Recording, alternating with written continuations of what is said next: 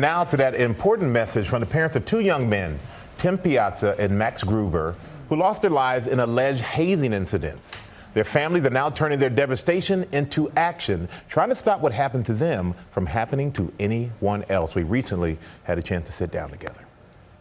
The past year has been filled with unthinkable grief for the Gruver and Piazza families, both mourning the sudden deaths of their sons due to alleged hazing at their college fraternities. It's been over a year since Tim passed, and how has that been for you? Awful. Awful. I mean, I never bothered to do his laundry. The hamper's still in his room from college. I'll go in there and I'll hug a sweatshirt. You just keep getting by and going day by day. We have two other kids, and you know, we're trying to get back to some sort of normal with them. And Max's birthday was just, a couple weeks ago, and that was really hard on all of us. In 2017, Penn State freshman Tim Piazza was found unconscious after apparently falling headfirst down a flight of stairs. No one called for help for 12 hours, and 7 months later, LSU freshman Max Gruver, not even 1 month into school, was allegedly forced to drink 190 proof grain alcohol. His blood alcohol level was 6 times the legal limit when he died. Charges have been filed in both cases, but are unresolved. It was a tragedy that brought your families together. It's something that, every parent's worst nightmare. But how has it been to find friendship in this time? We feel the pain anytime another parent feels what we felt. And I know when we read the story about Max, we felt an immediate connection with the family and wanted to meet them.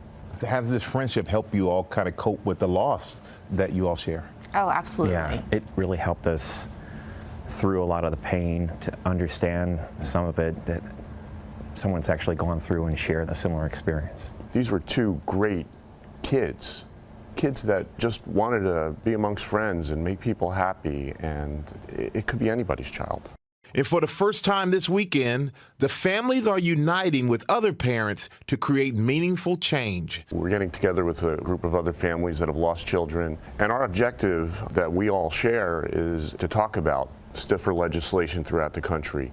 How do we deal with the national fraternities? How do we deal with the universities throughout the country? And then how do we provide a support group for others that are dealing with this? Do you hope to make this an annual thing? I don't know if annual is enough. I hope that we continue to communicate amongst ourselves and have an action plan when we leave there for things to do, for people to take actionable items on, and get together whenever we need to. How difficult is it to make changes on these college campuses when it comes to something like this? The challenge is extraordinary. The only way we're going to see change is if we have parents like the Gruvers and like the Piazzas come together, people who have lost kids who they loved so much, and make the change themselves. And that's exactly what they're doing. The Gruvers are working on legislative reform. Right now, most states treat hazing as a misdemeanor crime, but they want to see this punishable with a felony charge. Currently, the law in Louisiana is up to 30 days in jail and up to $100 fine. They've got laws on the books for if you have too many chickens on your property in a residential area. $500 fine, 6 months in jail. It's not a deterrent the way the law is written right now. On Wednesday, LSU's Task Force on Greek Life came out with recommendations including a drug-free policy for fraternities, bans on hard alcohol, and a membership contract, which includes a code of conduct. The Gruvers say these suggestions are, quote, disgraceful and offer no real meaningful change to Greek life that would have prevented the death of our son. There are a lot of parents out there who have kids who are going to college, kids who are going to pledge a sorority or pledge for a fraternity. What is your message to those parents? Have your kids stick together. Make sure they have somebody who has their back.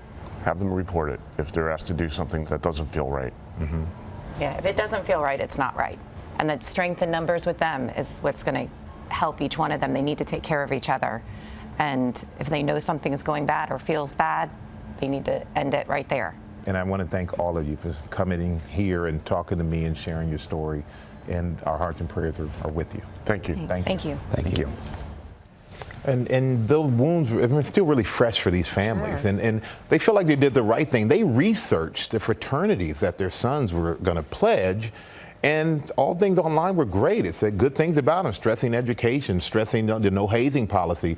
But there were complaints that weren't addressed online that they did not see that now have come forward. And I think, this is something that every parent and every kid needs to be aware of. And I think that should be included when fraternities are talking about all the good, that they need to be more transparent. That's what the parents are asking for. Parents are asking for more transparency. They just want the honest part to come out there so these kids know this is how these things really are conducted. These are some of the things that have been complained about in the past.